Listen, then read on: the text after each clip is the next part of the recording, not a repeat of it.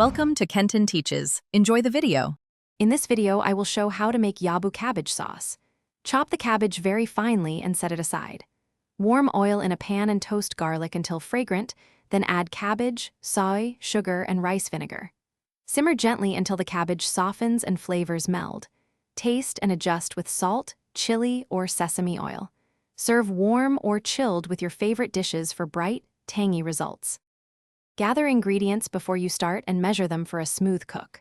Finely shred half a medium cabbage, mince 2 cloves of garlic, and prepare 2 tablespoons soy sauce and 1 tablespoon rice vinegar. Add 1 teaspoon sugar and a dash of sesame oil to balance flavors. Have optional chili flakes and sliced green onions ready to brighten the sauce. This prep keeps the cooking step quick and focused for great results. Use a steady, moderate heat to prevent bitterness and to coax sweetness from the cabbage. Stir frequently during the first minutes so garlic and cabbage brown evenly without sticking. Once the liquid reduces and the cabbage is tender, reduce heat and finish with sesame oil and sliced scallions for a fragrant lift.